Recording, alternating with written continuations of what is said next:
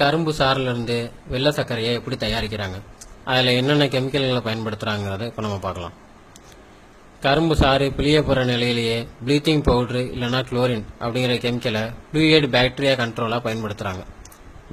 பிழிந்த சாறை 60 degree centigrade முதல் 70 degree centigrade phosphoric acid லிட்டருக்கு 200 மில்லி வீதம் கலந்து சூடுபடுத்துகிறாங்க. இந்த இடத்துல இந்த ஆசிடு அழுக்கு நீக்கியாக பயன்படுது. இதுக்கப்புறம் சுண்ணாம்பு 2% என்ற அளவில் சேர்த்து சல்ஃபர் டை ஆக்சைடு வாயுவை செலுத்துகிறாங்க. 102 டிகிரி சென்டிகிரேட் கொதிகலனில் சூடுபடுத்தி நல்ல விட்டமின்களை இழந்து செயற்கை சுண்ணாம்பு சத்து அளவுக்கு அதிகமாக சேர்ந்துருது. அடுத்த பாலி எலக்ட்ரோலைட் சேர்த்து தெளிகலனில் மண், சக்கை போன்ற பொருட்களை பிரித்து எடுத்து தெளிந்த சாராக எடுக்கிறாங்க.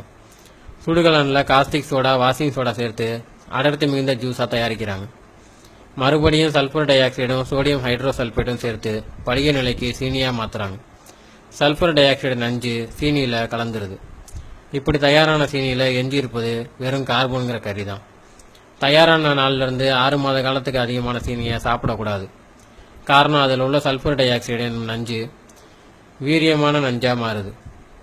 குடலில் மட்டுமல்ல, பல்வலி, பல் சொத்தை, குடல் புண், சளித்தொல்லை, உடல் பருமன், இதய நோய், சர்க்கரை வியாதி, இரத்த அழுத்தம் போன்ற பெரிய வியாதிகள் அனைத்துக்கும் இது பிரதான காரணியாக அமையுது. ஆலைகளில் தயாரான வெள்ளை சர்க்கரை சாப்பிட்றதை நிறுத்திட்டு வெல்லம், பனங்கட்டி, நாட்டு சர்க்கரைகளை எவ்வளோ வேணாலும் எடுத்துக்கலாம். இதனால் உங்களுக்கு இரத்த அழுத்தமோ, இதய நோயோ, சர்க்கரை வியாதியோ வராது. அவசியம் உங்களோட இனிப்பு தேவைகளை நாட்டு சர்க்கரை அல்லது பனங்கற்கண்டு தூளை கொண்டு நிறைவேற்றிக் கொள்ளுங்கள். நன்றி, வணக்கம்.